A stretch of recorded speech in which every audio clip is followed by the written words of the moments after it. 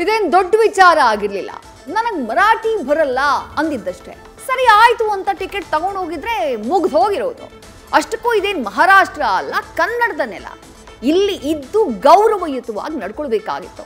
ಈಗ ವಯಸ್ಸಲ್ಲದ ವಯಸ್ಸಲ್ಲಿ ಜೈಲಿನ ಆತಿಥ್ಯವನ್ನ ಪಡಿಬೇಕಾಗಿರಲಿಲ್ಲ.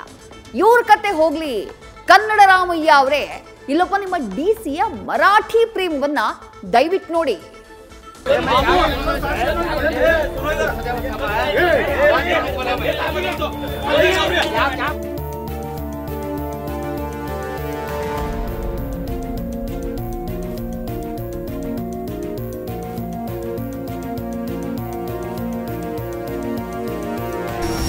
ಬಸ್ನಲ್ಲಿ ಕಂಡಕ್ಟರ್ ಹೇಳಿದ್ದೇನು, ನನಗ್ ಮರಾಠಿ ಬರಲ್ಲ, ಕನ್ನಡದ ನೆಲ ಜಲ, ಮರಾಠಿ ಯಾಕೆ ಬರಬೇಕು?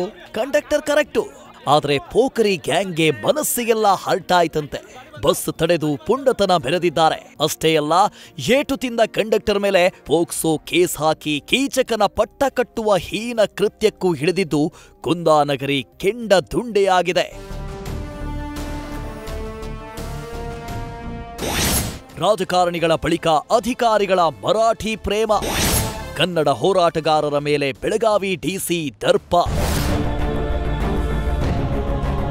ಎಂಇಎಸ್ನ ಈ ಗೂಂಡಾಗಿರಿ ಏನ್ ಹೊಸದೇನಲ್ಲ, ಹಳೇ ಚಾಳಿ, ಸುಟ್ರೂ ಹೋಗದ ಗುಣ.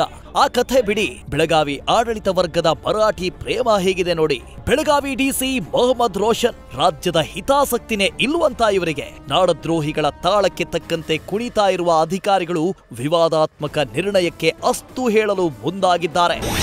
ಮರಾಠಿ ಭಾಷಿಕ ಪ್ರದೇಶಗಳಲ್ಲಿ ಮರಾಠಿಯಲ್ಲೇ ದಾಖಲೆ ನೀಡಬೇಕಂತೆ. ಹಲವು ವರ್ಷದ ಈ ರೀತಿಯ ಬೇಡಿಕೆ ನಾಡದ್ರೋಹಿ ಎಂಇಎಸ್ ಮಂಡಿಸುತ್ತಲೇ ಬಂದಿದೆ. ಕೆಲ ದಿನಗಳ ಹಿಂದೆ ಈ ರೀತಿಯ ಎಂಇಎಸ್ ಬೇಡಿಕೆಗೆ ಡಿಸಿ ಮೊಹಮ್ಮದ್ ರೋಷನ್ ಸಕಾರಾತ್ಮಕವಾಗಿ ಸ್ಪಂದಿಸಿದ್ದಾರೆ ಎಂಬ ಮಾತು ಕೇಳಿ ಬರ್ತಿದೆ. ಈ ಬಗ್ಗೆ ಆಕ್ಷೇಪಿಸಲು ತೆರಳಿದ ಕನ್ನಡ ಪರ ಹೋರಾಟಗಾರರಿಗೆ ನಾನು ಜಿಲ್ಲಾಧಿಕಾರಿ, ನನಗೆ ನಿರ್ಣಯ ತೆಗೆದುಕೊಳ್ಳುವ ಅಧಿಕಾರ ಇದೆ ಎನ್ನು ದರ್ಪದ ಹೇಳಿಕೆ ನೀಡಿದ್ದಾರಂತೆ. ಜಿಲ್ಲಾಧಿಕಾರಿ ಇರಬಹುದು, ಹಾಗಂತ ನೀವೇನ್ ಸರ್ವಾಧಿಕಾರಿನ? ಕನ್ನಡದ ನೆಲದಲ್ಲಿ ಎರಡನೇ ಆಡಳಿತ ಭಾಷೆ ಸೃಷ್ಟಿಸಲು ಸಂಚು ರೂಪಿಸಿದ್ರ? ಇದೇ ಪ್ರಶ್ನೆಯನ್ನೇ ಕನ್ನಡ ಪರ ಸಂಘಟನೆಗಳು ಎತ್ತಿವೆ. ಅವ್ರೇನಂದ್ರು ಇಲ್ಲ ಡಿಸ್ಕಸ್ ಮಾಡ್ತೀನಿ, ಕಾನೂನು ಪ್ರಕಾರ ಹೋಗ್ತೀನಿ, ಕಾನೂನು ಪ್ರಕಾರ ಹೋಗಿ ಅವ್ರ ಒತ್ತಡಕ್ಕೆ ಮಣಿದ್ರೆ ನಮ್ಗೆ ವಿರೋಧ ಐತೆ ಅಂತ ಹೇಳಿದೇವೆ. ಜಿಲ್ಲಾಧಿಕಾರಿಗಳು ಇದಕ್ಕೆ ಸಕಾರಾತ್ಮಕವಾಗಿ ಸ್ಪಂದಿಸಲಿಲ್ಲ. ಇದನ್ನು ಸ್ಪಷ್ಟವಾಗಿ ಹೇಳ್ತಾ ಇದ್ದಾನೆ.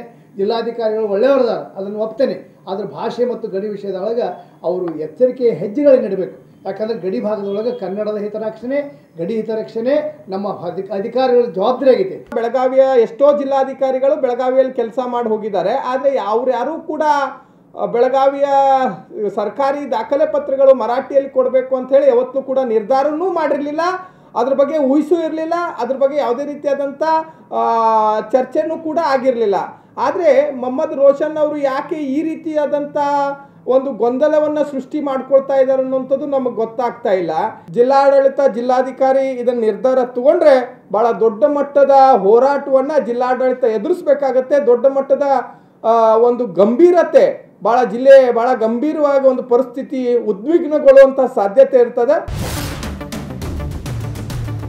ಇತ್ತ ಮರಾಠಿ ಮಾತನಾಡಿದ್ದಕ್ಕೆ ಕಂಡಕ್ಟರ್ ಮೇಲೆ ಹಲ್ಲೆ ಪ್ರಕರಣದಿಂದ ಕರ್ನಾಟಕ ಮಹಾರಾಷ್ಟ್ರ ಗಡಿಯಲ್ಲಿ ವಾತಾವರಣ ವಿಷಮಿಸಿದೆ. ಕೊಲ್ಲಾಪುರ ಜಿಲ್ಲೆಗೆ ಬಸ್ ಸಂಚಾರ ಸ್ಥಗಿತ ಆಗಿದೆ. ಆದ್ರೆ ಕಾಗವಾಡ, ಮಿರಜಾ, ಚಿಕ್ಕೋಡಿ, ಇಚಲಕರಂಜಿ ಬಸ್ ಸಂಚಾರ ಯಥಾಸ್ಥಿತಿ ಇದೆ. ಪ್ರತಿನಿತ್ಯ ಚಿಕ್ಕೋಡಿ ಉಪವಿಭಾಗದಿಂದ ಕೊಲ್ಲಾಪುರಕ್ಕೆ 80 ಟ್ರಿಪ್ ಸಂಚರಿಸ್ತಾ ಇದ್ದ ಬಸ್ಗಳು ನಿನ್ನೆಯಿಂದ ಲಂಗರು ಹಾಕಿವೆ. ಇನ್ನು ಬೆಳಗಾವಿಯಿಂದ ಮಹಾರಾಷ್ಟ್ರದ ವಿವಿಧ ನಗರಗಳಿಗೆ ನಿತ್ಯ 90 ಬಸ್ಗಳು ಕಾರ್ಯಾಚರಣೆ ನಡೆಸ್ತಾ ಇವೆ.